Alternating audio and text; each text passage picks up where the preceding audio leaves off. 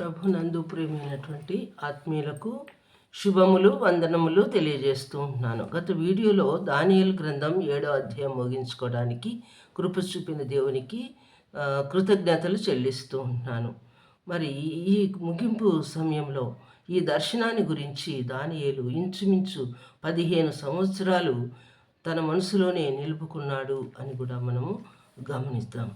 ఈ వీడియోలో మనం పరిశుద్ధ గ్రంథం నుండి దానియేలు గ్రంథం 8వ అధ్యాయము 1వ వచనం నుండి 8వ వచనముల వరకు గల దేవుని వాక్యాన్ని భయభక్తులతో ధ్యానం చేద్దాం. మొదటి వచనం, రాజు బెల్షస్సరు ప్రభుత్వపు 3వ సంవత్సరమందు దానియేలును నాకు కలిగిన దర్శనము గాక మరి ఒక దర్శనము కలిగెను. ఈ వచనం మొదట కలిగిన దర్శనం అంటే మనం ఇదే గ్రంథం 7వ అధ్యాయము 1వ వచనంలో చూసాం. మరి ఈ 8వ అధ్యాయము 1వ వచనంలో ఈ దర్శనం 3వ సంవత్సరము అంటే క్రీస్తు పూర్వం 551గా మనము గమనిద్దాం. మరొక గమనించదగినటువంటి విషయం ఏంటంటే ఈ 8వ అధ్యాయం నుండి దానియేలు గ్రంథం హెబ్రీ భాషలో వ్రాయబడింది. 2-3 వచనాన్ని చూద్దాం. నేను దర్శనము చూచుచున్నప్పుడు నేను ఏలామను ప్రదేశ సంబంధమగు షూషను పట్టణము నగరులో ఉండగా దర్శనము కలిగెను. నేను ఊలయి అను నది ప్రక్కన ఉన్నట్టు నాకు దర్శనము కలిగెను. నేను కనులెత్తి చూడగా ఒక పొట్టేలు ఆ నది ప్రక్కన నిలిచి ఉండెను. దానికి 2 కొమ్ములు, ఆ కొమ్ములు ఎత్తైనవి, కానీ ఒకటి రెండవ దానికంటే ఎత్తుగా ఉండెను.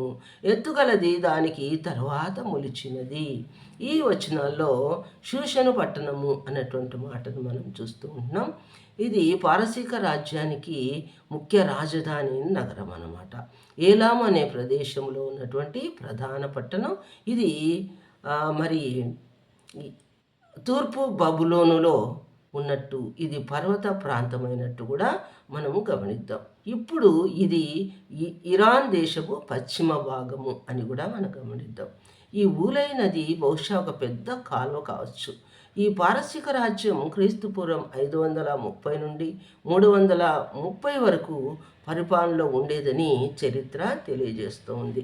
మరి ఈ పొట్టేలు దేని సూచిస్తుంది అని అంటే మనం దీని యొక్క వివరణ 8వ అధ్యాయము 20వ వచనంలో మనం చూస్తాం.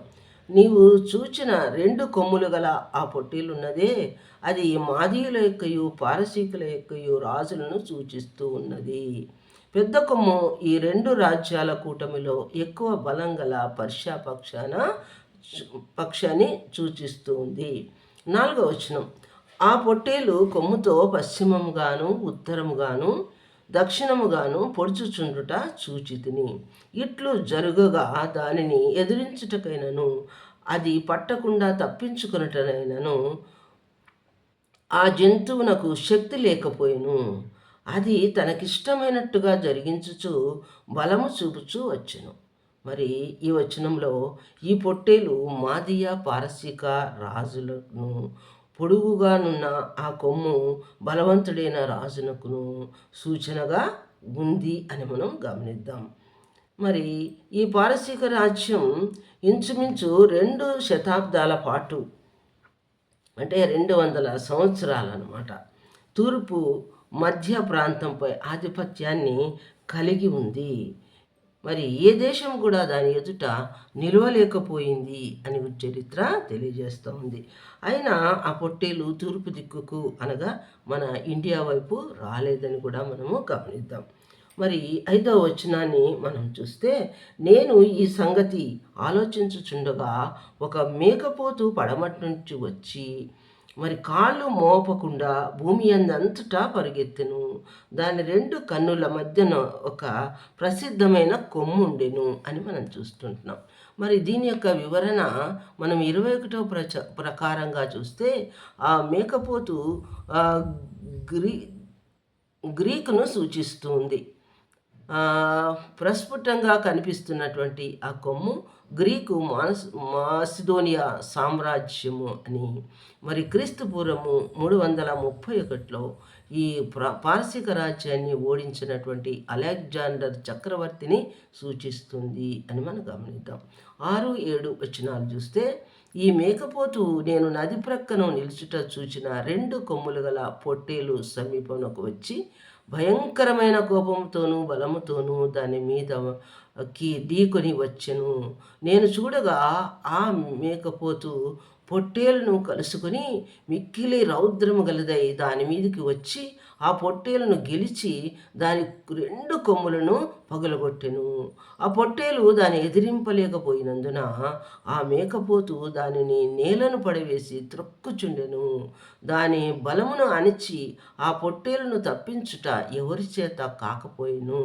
మరి ఈ వచనాల్లో క్రీస్తు పూర్వం 334 నుండి 330 సంవత్సరములలో అలెగ్జాండర్ మాదియా పారసీక సామ్రాజ్యాన్ని అణిచివేశాడు అని చరిత్ర చెప్తోంది. అంటే ఈ భవిష్యత్తు వాక్కు వచ్చిన 200 సంవత్సరముల తర్వాత జరిగింది అని మనము గమనిద్దాం. మరి దీని వివరణ 21వ వచనంలో మనం చూస్తే, బొచ్చుగల ఆ మేకపోతు గ్రీకుల రాజు, దాని 2 కన్నుల మధ్య ఉన్న ఆ పెద్ద కొమ్ము వారి మొదటి రాజును సూచిస్తూ ఉంది. ఆ మేకపోతు పొట్టేలుపై పడి దాన్ని తొక్కుతూ ఉంది. ఆ తర్వాత అది బహు గొప్పదైంది.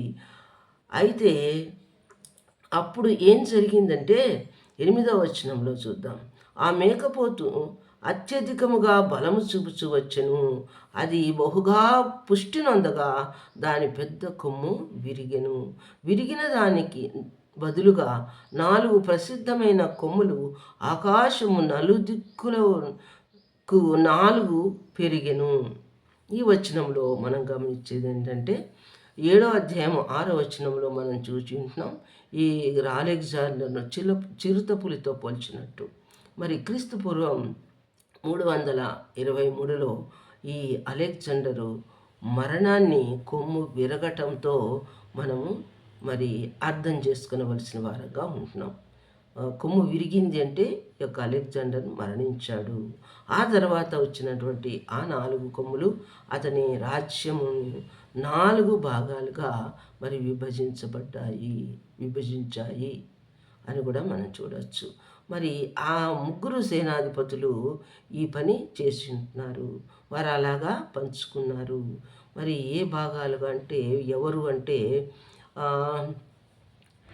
టోలమీ వంశస్థులు, సెల్యూకడ్ వంశస్థులు. మరి పశ్చిమాసియా మీద, ఈజిప్టు మీద ఆధిపత్యం కొరకు ఒకరితో ఒకరు తలపడి ఇలా విడిపోయారు. 4 దిక్కులకు వారు చెదిరిపోయారు, రాజ్యాన్ని పంచుకున్నారు. మరి ఈ విషయాల్ని మనము గమనిద్దాం. ఈ వచనం ద్వారా మనము ఇదే నేర్చుకుంటున్నాం. మరి ఈ విధంగా మరి యొక్క ఈ దానియేలుకు వచ్చినటువంటి మరి యొక్క దర్శనం మరి యొక్క వివరాలను మనం చూస్తూ ఉంటున్నాం. ఈ కొద్ది మాటలు మనం వినికిడిలో భద్రపరుచుకుందాం. మరొక వీడియోలో మనం ఈ 4 కొమ్ములకు ఏం జరిగింది అనేటువంటి విషయాన్ని మనం చూడబోతున్నాం. దేవునికి మహిమ కలుగును గాక. ఆమేన్.